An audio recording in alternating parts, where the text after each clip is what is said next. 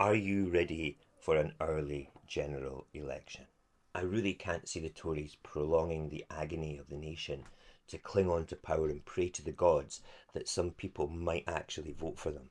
Actually, Tories prolonging agony and being cruel is kind of their thing, isn't it? So yeah, let's just forget about that because at the end of the day, Tories will actually just go and Tory. I don't need to campaign at all in any manner or form to tell you how garbage the Tories are and the horror story that they have inflicted upon Scotland over pretty much every parliament they've ever had. And in the latest polls, it looks like they are going to be annihilated so much that they might have only 3 seats. Now, whether that poll is true or not, I don't know. I don't know whether it's a parody poll or just somebody taking the mickey with graphics. Don't know, don't care. But it's a nice thought, really, at the end of the day, that the Tories might be not even the party of opposition. However, that does mean, according to the graphics there, that the Liberal Democrats will be the second largest party in Parliament. Which, do you know what? That'll be fun because I don't even know who the Liberal Democrat leader actually is. Do you know who, without Googling it, could you just rattle off who the Lib Dem leader is right now for me? I don't know.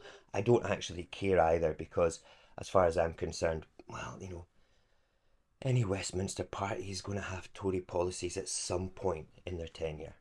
Which brings me to Labour. Now, please, please vote Labour. Please do not hesitate to vote Labour in England because you've got nothing else. Okay, well you could vote Lib Dem, but like I say, we don't even know who their leadership are. But vote Labour, get the Tories out. Fantastic, that's what we want. Okay, but see in Scotland, don't even consider voting Labour. What is wrong with you? Okay, this is going to be more austerity. It's going to be more cruelty and more taking Scotland for granted. For starters, they are the party of genocide. They just don't want to have anything to do with a sustainable ceasefire.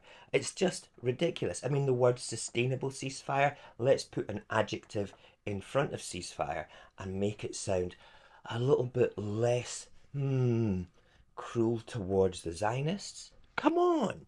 You know, Scotland has been protesting for a ceasefire in Palestine for months, for years, for decades. I know this because I have been doing that since I was 12 years old, since I first became political, right? Palestine and Scottish independence were my thing. If you don't believe me how Tory the Labour Party actually are, okay, just go to Google and type in all of Labour's U-turns in one place and read the article. All of Labour's U-turns in one place and then read the articles because they have gone from like let's nationalize the main services for people to let's not nationalize them, let's put them into common ownership, which is just like a watered down version of nationalisation. No, they need to be nationalised because we, instead of like us, the consumer, like bearing a profit out of our pockets to the the mechanics of civilization, like power and water. Okay, why do we need to do that? Because, well, it's good for the economy. Good for who? The rich. Absolutely, it's good for the rich. It's good for the shareholders of these companies, which incidentally probably aren't British people, probably aren't Scottish people, probably aren't English people. They're probably EU countries and EU companies that are benefiting from the money in your pocket. They don't want to get rid of the rape clause. They don't want to get rid of the bedroom tax. They don't want to get rid of the two-child cap.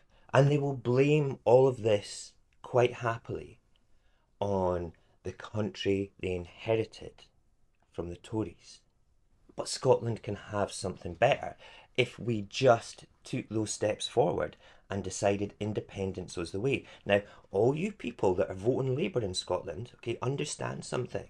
Independence is inevitable because your children and your grandchildren want it. So why make it more difficult? Why are you voting for a tougher life for them? Why can't you vote progressively and move forward with independence thinking parties to send a message straight to Westminster that Scotland wants progressive change, not any more of your Tory light or your Tory extreme policies with Labour? This is important. It's really important.